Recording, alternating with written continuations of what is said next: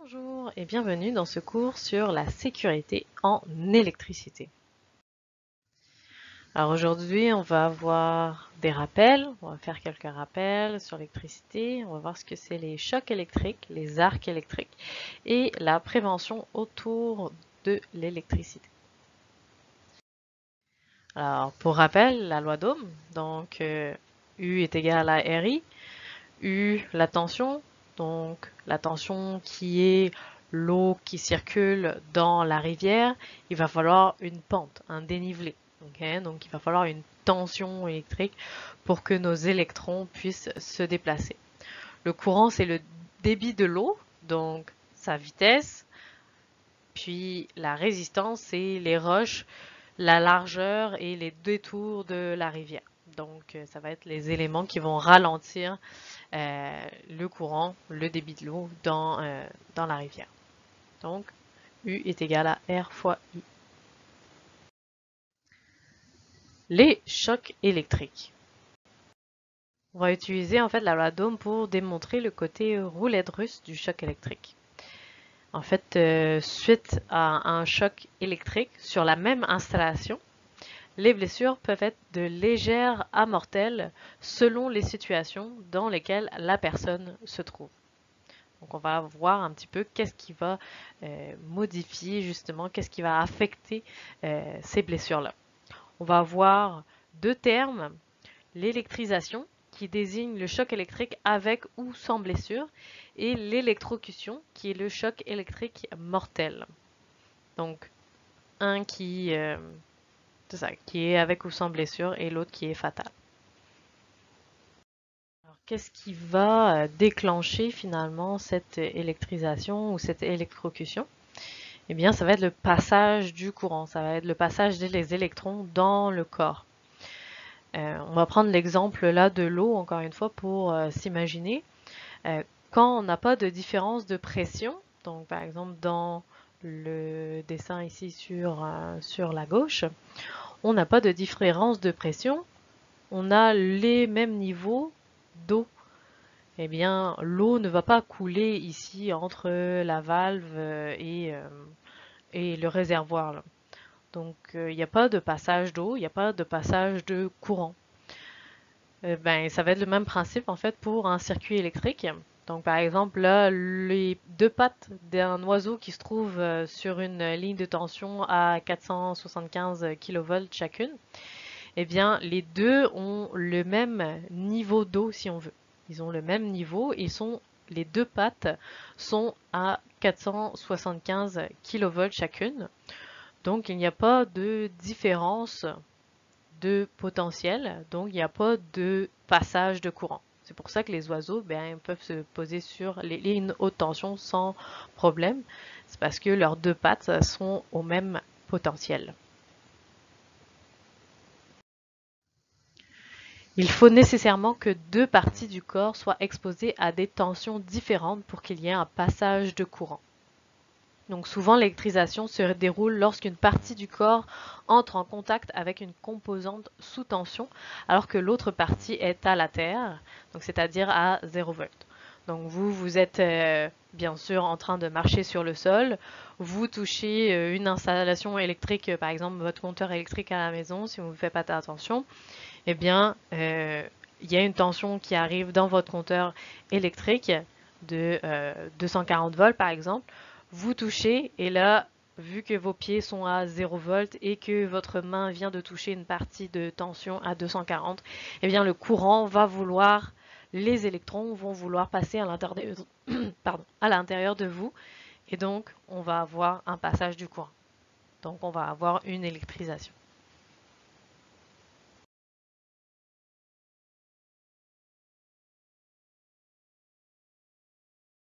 En ce qui concerne la gravité des blessures suite à ce passage du courant-là.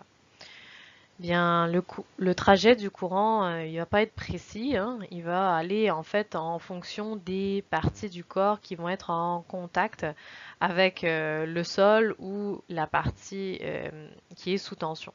Donc, par exemple, sur l'image, là, on voit que le travailleur, il va prendre un fil dénudé qui est sous tension. Donc, sa main droite et son genou droit, eux, sont appuyés au sol. Donc on va avoir la main droite et le genou qui sont appuyés au sol et la main qui est avec la tension, par exemple 240 volts. Lui, sa chaussure de la semelle gauche est une semelle isolante, donc on a des millions d'ohms qui se trouvent sur la chaussure, donc il est isolé du sol. Donc il n'y a pas de contact entre le sol et, euh, et le corps. Par contre, le genou et la main, oui, là en ce moment, il y a contact. Donc vu qu'il y a contact avec le 0 volt, la terre, eh bien le courant va pouvoir passer en fait. Donc soit dans les deux mains ici ou soit qui va passer ici jusqu'au genou. Donc de la main gauche jusqu'au genou ou de la main gauche jusqu'à la main droite. Donc c'est ça, le trajet du courant va se passer entre la main et le pied ou entre les deux mains. Puisque là, la chaussure du pied droit isole du sol, donc on n'a pas de contact à 0 volt. Donc là, entre deux doigts, les conséquences sont moins graves.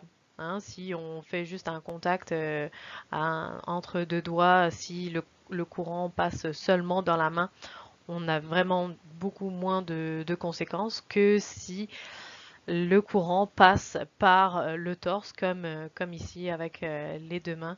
Vous voyez que le courant va passer par ici et va passer par le torse.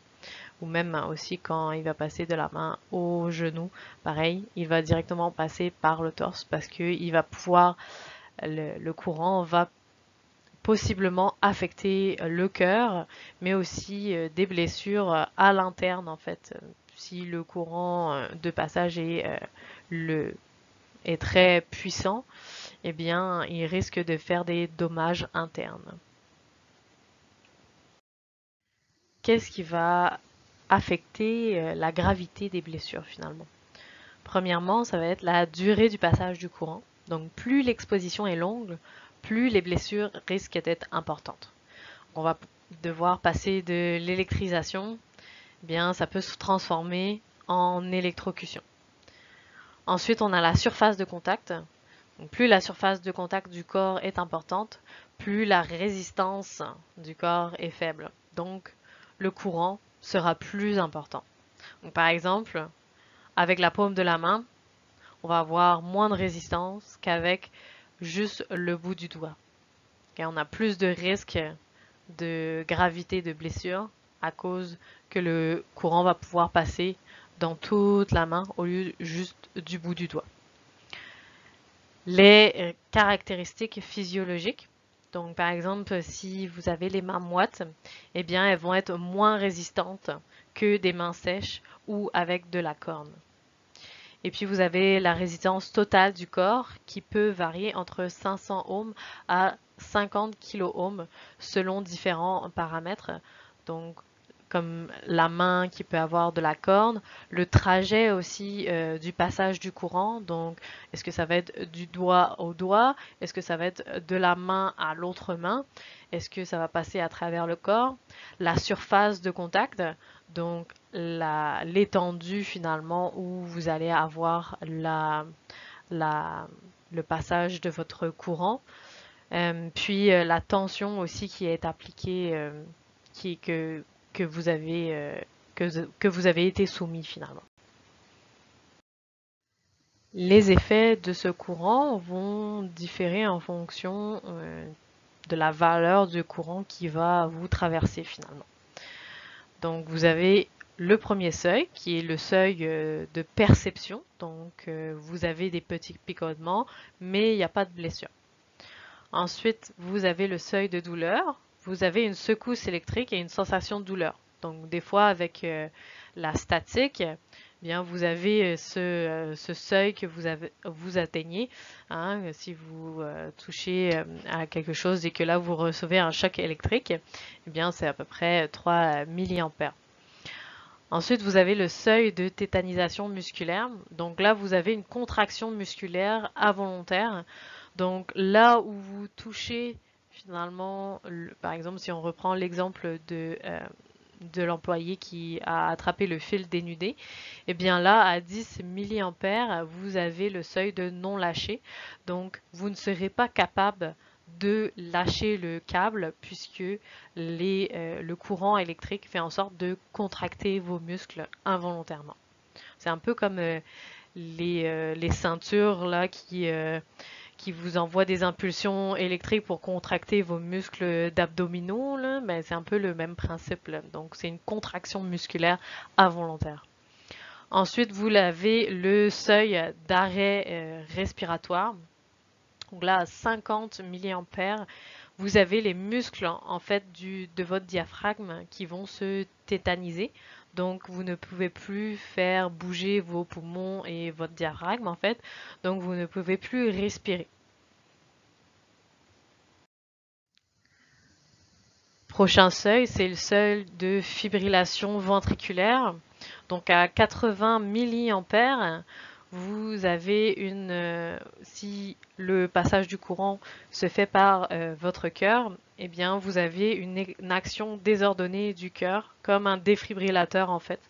Donc votre cœur se fait envoyer des signaux électriques et les muscles travaillent avec des signaux électriques. Donc si on vient perturber notre cœur, eh bien on va venir faire une fibrillation ventriculaire.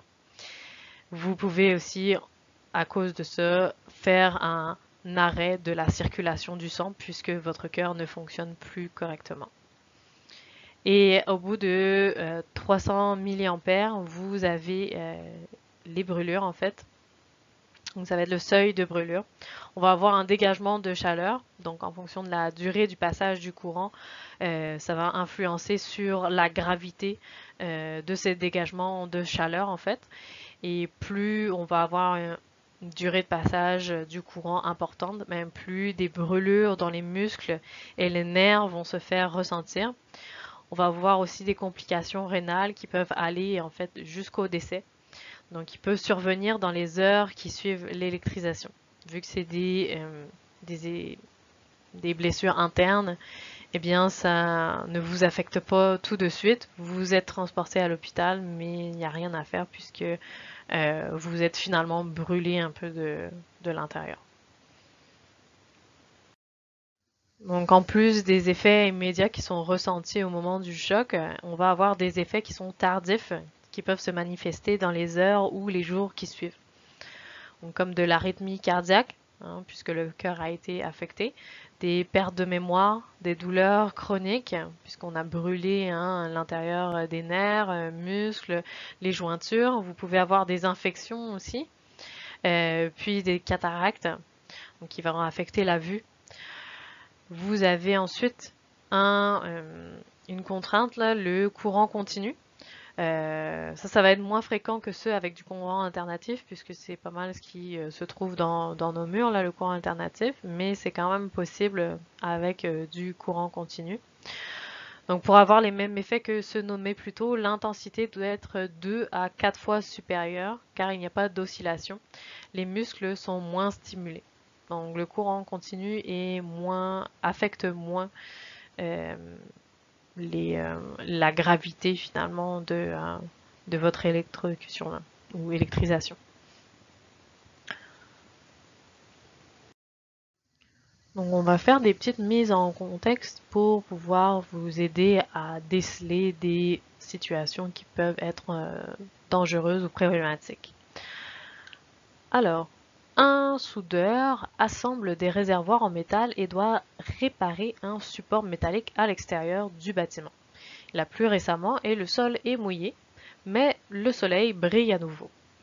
Le soudeur sort son équipement, il branche l'alimentation de la soudeuse, qui est 80 volts, et se penche pour prendre son porte-électrode et la pince de retour sur le sol. Il subit un violent choc électrique. Ses muscles sont tétanisés, incapables de lâcher prise. Donc là, un collègue va lui venir en aide et ferme l'interrupteur de la soudeuse. Aucune complication, mais des douleurs pendant plusieurs semaines se font ressentir. On va regarder un petit peu pourquoi il y a eu un choc. Donc c'était quoi les possibilités de ce choc? On se rappelle qu'on avait un sol mouillé, le porte-électrode et la pince de retour étaient humides puisqu'ils avaient été posés sur le sol. Donc la pince ici de retour et le porte-électrode ici étaient mouillés. Donc quand il a pris le porte-électrode, donc par exemple, je vous rappelle que les soudeuses, là, il y a du courant qui passe ici. Et un arc électrique est créé au niveau du métal entre l'électrode et le métal. Ça va chauffer, ça va faire fondre le métal et c'est là où on va pouvoir faire une soudure et le courant revient ici. Donc voilà un peu le fonctionnement basique d'une soudeuse. Donc le porte-électrode et la pince de retour étaient humides. L'isolation du porte-électrode était abîmée. Donc il se peut que la poignée ici n'était pas bien isolée. La soudeuse et le porte-électrode étaient sous tension. Donc il faut en plus que la soudeuse il avait mis en marche la grande surface de contact. Donc là quand il vient prendre la paume de la main qui vient prendre toute le porte-électrode, eh bien ça va favoriser le passage du courant. Donc si on a la gaine ici qui a été ouverte un petit peu et qui est un peu mal isolée et que ensuite on a de l'eau un peu partout la poignée ici, eh bien le courant va passer sur la poignée et donc quand le soudeur va prendre son porte-électrode, eh bien il va venir faire une électrisation.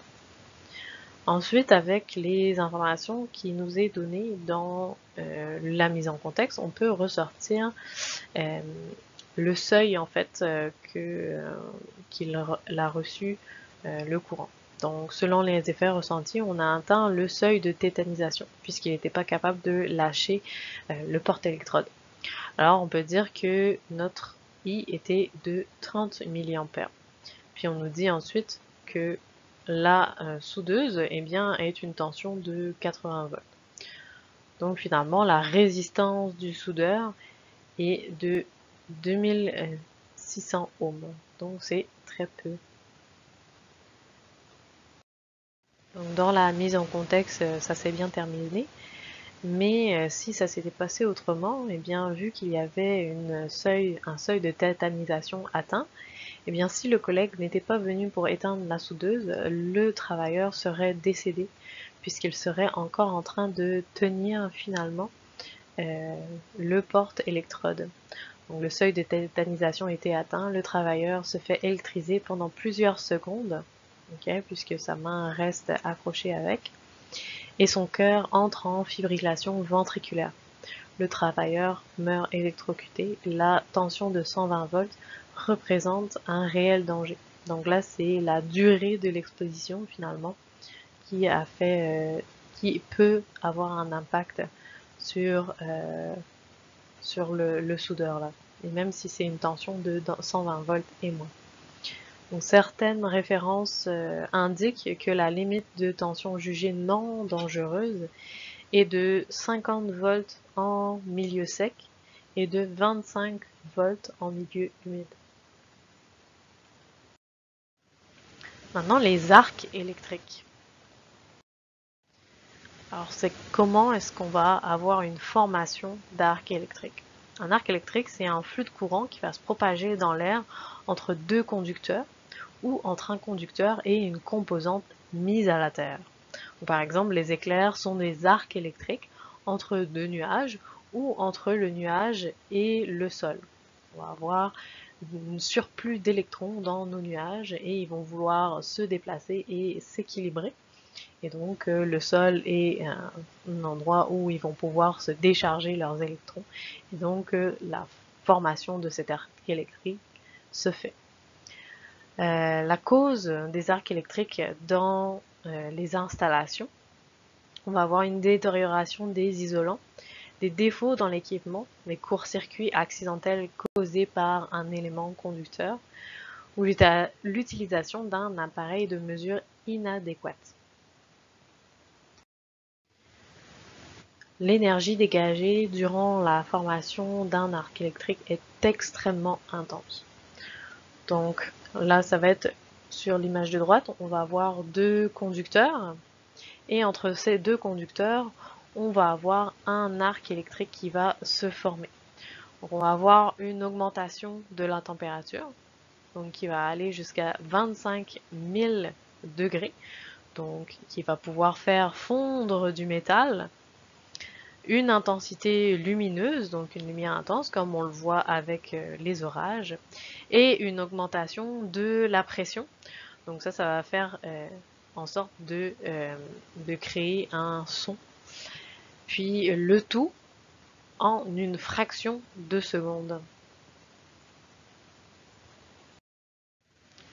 Les conséquences d'un arc électrique, comme ça se passe en une fraction de seconde et c'est très très intense. La vitesse d'un arc électrique est grande et donc on n'a pas de temps pour réagir. Les blessures qui sont reliées à un arc électrique sont typiquement des brûlures aux yeux, au visage, aux mains et aux avant-bras. Puisque quand un arc électrique se crée, généralement c'est suite à une manipulation des composantes à l'intérieur de l'installation électrique. Et donc c'est les mains, les yeux, le visage qui va être atteint. Les vêtements aussi peuvent prendre feu. Des projections de métal en fusion, dommage au tympan de l'oreille, puisque ça dégage un bruit très fort, et la victime peut être projetée aussi, puisqu'on a des ondes qui ont été créées via cet arc électrique. Mise en contexte, donc par exemple, un technicien, il veut vérifier des contacteurs d'alimentation dans une fournaise. Il va faire des mesures dans un panneau où des tensions de 600 volts et 24 volts se côtoient. Il va créer un contact entre deux bornes sous tension, donc une borne où il y a 600 volts et une borne où il y a 24 volts. Il va les connecter ensemble à cause d'une sonde de son multimètre et ce qui va créer un violent arc électrique. La prévention. Comment est-ce qu'on va pouvoir prévenir ces chocs électriques et ces arcs électriques? Donc on va avoir des réglementations et des normes. Donc on va en avoir 4 ici. La loi sur la santé et la sécurité au travail, les règlements sur la santé et la sécurité au travail, le code de construction qui concerne l'électricité et loi sur la formation et la qualification professionnelle de la main-d'œuvre. Donc on va prendre toutes les mesures dans toutes ces réglementations et ces normes-là. Il y a un tronc commun qui dit qu'on prend toutes les mesures nécessaires pour protéger la santé, assurer la sécurité et l'intégrité physique des travailleurs. On va d'abord faire du travail hors tension. Le meilleur moyen pour prémunir contre les risques de choc ou d'arc électrique, c'est de travailler hors tension. Malgré la facilité apparente de ce travail hors tension, de couper l'alimentation, il y a des arguments en industrie comme je ne veux pas déranger les utilisateurs, il ne faut pas arrêter la production, j'en ai que pour 1 minute, il est impossible de travailler hors tension. Il faut vraiment examiner, avant de dire oui, ok, travail en tension, il faut vraiment examiner les arguments attentivement parce que des fois ils ne sont pas valables et ils sont valables que dans des situations bien particulières. Aussi, on peut le faire par convenance ou par habitude et que l'on ne prend pas le temps de faire la mise hors tension. Même si ça prend 1 minute, ça peut être très grave les conséquences. Toujours privilégier le travail hors tension. Pour travailler hors tension, comment est-ce que ça se passe? On va avoir plusieurs règles qui vont s'appliquer pour s'assurer que la tension est supprimée et qu'elle le restera pendant toute la durée des travaux. Donc, premier lieu, c'est de planifier le moment et la durée des travaux. Est-ce qu'on ne peut pas profiter d'un setup de machine? Est-ce qu'on doit faire une dérivation, une modification des travaux? Est-ce que les travaux peuvent être faits en dehors des heures de production? Ensuite, on va vouloir connaître le système. Il faut un plan du réseau électrique. Est-ce que, par exemple, un sectionneur unique qui désactive plusieurs machines? Est-ce qu'il y a des dispositifs d'isolement? Est-ce qu'ils sont tous connus? Est-ce qu'il peut y avoir de l'énergie résiduelle, donc des restes de tension dans certaines machines? Il va falloir s'assurer que on connaît bien le système. Ensuite, quand on a fait ces 2 premières étapes, on va appliquer une procédure de cadenassage. Donc le cadenassage, comme vous voyez sur l'image en bas, eh bien, ça permet de cadenasser en fait le compteur électrique et que personne n'y a accès. Donc, pour empêcher la mise sous tension ou le démarrage accidentel de l'équipement, il faut couper l'alimentation, se prémunir contre le risque de la remise sous tension. Donc ça, c'est en mettant un cadenas sur notre compteur et que la clé de ce cadenas n'est seulement disponible qu'au technicien qui fait la réparation. Et vérifier qu'aucune mise en marche n'est possible. Donc que c'est bien seulement ce compteur-là qui met la tension dans notre système et là où on va faire les travaux. Et ensuite, on va vérifier l'absence de tension. Donc on a fermé le compteur, oui, mais s'assurer ensuite sur notre circuit qu'il n'y a plus de tension. Il est possible que l'alimentation ne soit pas coupée. Travailler sous tension, si impossible, de le faire hors tension. Donc là, il va falloir des équipements de protection individuelle. Donc, parce que le travailleur, lui, va s'exposer au risque de subir un choc ou des brûlures. Donc, impossible d'éliminer le risque, il faut utiliser des moyens pour le diminuer. Donc, dans les EPI, donc équipements de protection individuelle, on va avoir des gants isolants. Donc ces gants-là, ils vont avoir une très grande résistance. Ils protègent, mais c'est pas pour travailler directement avec des pièces sous tension. Okay. Les bottes munies d'une semelle isolante. Donc, on devrait avoir un sigle Ohm sur la chaussure et ça va nous indiquer qu'on va avoir une semelle isolante. Des visières et des lunettes, ça protège contre le feu et les éblouissements et les projections de métaux s'il y en a à cause d'un arc électrique. Et les vêtements protecteurs, donc secs et aucune composante métallique qui ne viendrait attirer les électrons pour pouvoir faire un choc électrique. Donc sur l'image de droite, vous avez un travailleur qui possède des gants, des chaussures et une visière adaptée. Donc pour là, on a une catégorie 2. Donc on va avoir plusieurs types de catégories de protection en fonction de la tension que vous allez manipuler. Évidemment, sous tension, il est impossible d'éliminer le risque, donc il faut utiliser des moyens pour le diminuer. Encore une fois, il va falloir faire l'organisation des travaux sous tension. En premier lieu, il va falloir un permis de travail sous tension. Les personnes qualifiées n'ont pas besoin de ce permis. Donc, c'est seulement si vous avez besoin d'accéder à une tension et que vous n'avez pas de personnel qualifié. Ensuite, il va falloir analyser les dangers. Donc, déterminer c'est quoi la tension et avoir un périmètre de protection autour de la zone des travaux. Puisque si vous portez un équipement, on veut s'assurer que les personnes qui peuvent passer autour de vous, eh bien, sont elles aussi protégées. Donc on va avoir un périmètre de protection. Et ensuite, les équipements de protection en fonction des catégories, donc en fonction de la tension sur laquelle vous travaillez. Et faire de la prévention aussi en général. Donc ça, c'est des recommandations. Hein. Donc, être vu et entendu par une autre personne connaissant l'emplacement de l'interrupteur et sachant pratiquer la réanimation cardiaque. Donc là, vous travaillez toujours en paire, ou au moins une personne sait que vous êtes là en train de travailler et garde un œil sur vous. Limiter la durée d'exposition, donc limiter votre travail là, sous tension. Ne pas porter de bijoux ni de accessoires métalliques. Un bon éclairage dans la zone de travail. Donc, pour pas que vous mettez votre tête dedans et que vous ne voyez rien, hein, vous avez un bon éclairage. Et ne jamais tendre les mains à l'aveuglette dans un appareillage sous tension. Donc là, vous ne testez pas à mettre vos mains un peu n'importe où. Chaque mouvement est précis et vous savez exactement qu'est-ce que vous faites via bien sûr l'analyse que vous avez fait précédemment des plans, etc. Donc on va voir un petit peu plus en détail les périmètres de protection. Donc on va faire en sorte que l'emplacement soit bien dégagé. Hein, on ne veut pas tomber sur quelque chose ou prendre le pied et tomber ensuite dans le panneau électrique. Que ce soit bien dégagé, là, la zone de travail. Ensuite, avoir un appui solide afin d'être dans une position stable. Ça vaut surtout dans le travail en hauteur quand vous êtes sur un escabeau, là.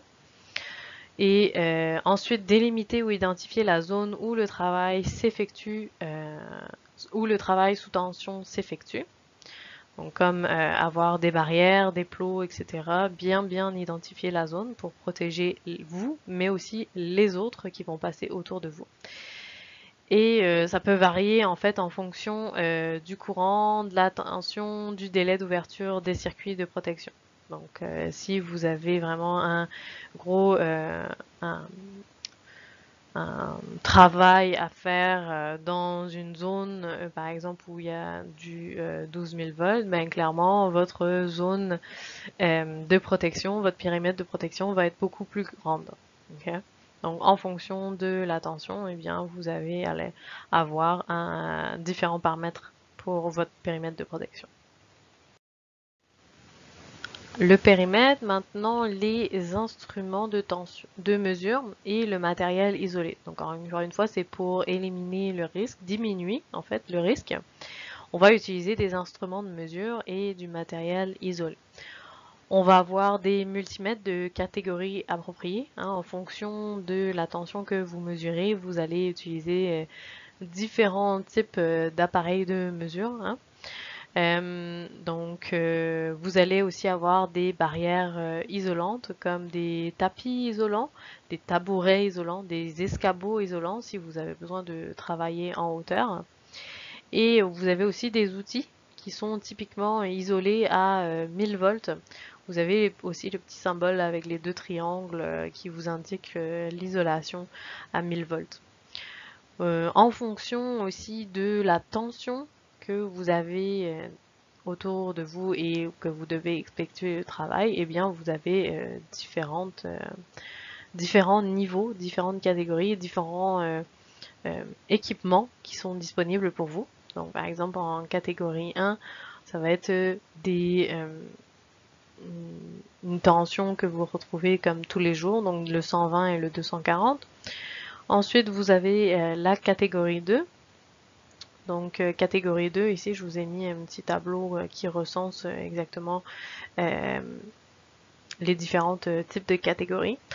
Donc là, on va avoir par exemple des outils portables et des appareils électriques domestiques, prise de courant et long circuit de dérivation et prise à plus de 10 mètres, donc 30 pieds de la source de catégorie 3.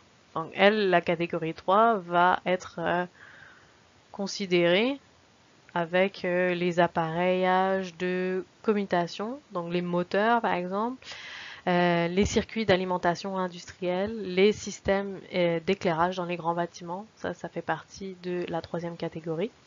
Et la quatrième catégorie, eh bien, ça va être votre sectionneur principal, vos compteurs électriques et l'extérieur du bâtiment, donc l'arrivée de l'électricité dans votre bâtiment. Donc vous avez, en fonction des catégories là où vous travaillez, vous allez avoir différents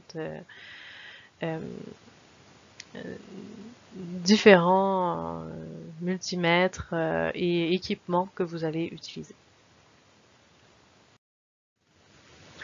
La prévention pour les chocs électriques indirects. Donc un choc électrique indirect, ça va se produire lorsqu'une personne va entrer en contact avec une masse mise accidentellement sous tension à la suite d'un défaut d'isolement.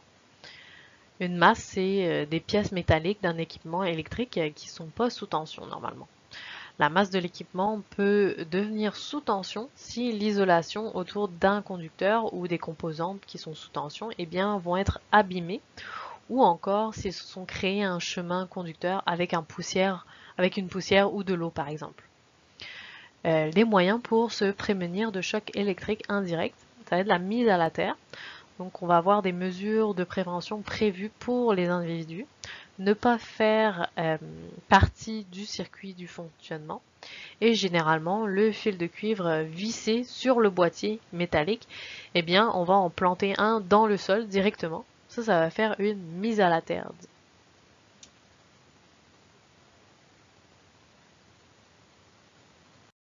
On va explorer différents cas de surtension et de choc indirect. Donc, dans la première partie, dans la première image ici, on va avoir un défaut d'isolement. Donc vous voyez ici, on a du courant qui passe de notre conducteur au boîtier métallique et ensuite qui se dirige à la terre. Donc il y a une partie du courant qui passe par la mise à la terre, ce qui crée une augmentation du courant dans le circuit.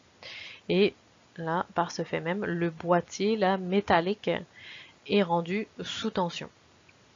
Là, si on a un utilisateur qui met sa main sur le boîtier, le défaut de l'isolement a provoqué une surintensité, ce qui fait déclencher en fait le disjoncteur. Donc vu qu'on a fait une augmentation du courant déjà parce que on passait par le boîtier, mais là en plus on va avoir une deuxième déviation. Donc on va faire déclencher en fait le disjoncteur ici et on va couper l'arrivée du courant. Donc le courant ne circule plus, le boîtier n'est plus sous tension. Donc là, on a une mise à la terre qui est venue protéger notre individu. Alors maintenant, on va voir deux cas qui vont avoir finalement une mise à la terre non connectée pour l'image 3 et pour l'image 4, un défaut qui est trop petit pour une surintensité. Donc là, vous voyez qu'on n'a pas de mise à la terre. Donc il y a un défaut d'isolement et la mise à la terre n'est pas connectée. Le boîtier, lui, il va demeurer sous tension. Donc il y a un peu du courant qui va venir traverser notre personne ici et le courant va traverser à travers cette personne-là. Donc on va avoir un choc électrique à cause de ça. Dans l'image de droite, la numéro 4, on a une mise à la terre, mais par contre, il y a juste un petit défaut d'isolement. Même si la mise à terre est connectée, il n'y a pas de surintensité et le boîtier est légèrement sous tension. Donc, par exemple, si notre utilisateur là, touche le boîtier et qu'il est, par exemple, sur une flaque d'eau, donc lui, il va conduire très facilement. Il va avoir une résistance très peu haute. Et donc l'intensité de la surintensité ne se déclenche pas. Et donc on n'a pas d'ouverture de disjoncteur et on n'a pas de protection finalement. Donc faire attention toujours à son environnement. On va avoir plusieurs moyens pour se prémunir là, des chocs électriques indirects. On va utiliser des outils à double isolation.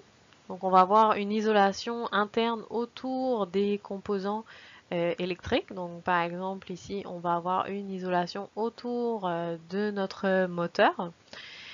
Et on va avoir une isolation externe, donc avec du plastique. Donc vous avez votre isolation là de votre perceuse au niveau du plastique, mais vous avez aussi une isolation interne autour de toutes les composantes électriques. Donc pas besoin de mise à la terre car la protection vient de la double isolation. On va avoir un symbole de double carré pour cette double isolation. Et ensuite, on va mettre les polarités au bon endroit, donc s'assurer que l'équipement électrique est correctement connecté.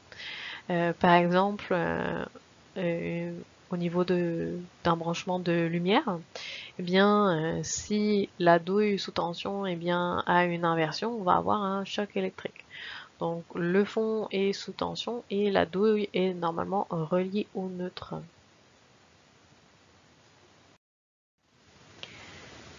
Les détecteurs de fuite à la terre, DDFT, ou Ground Fault Circuit Interrupter, c'est FCI.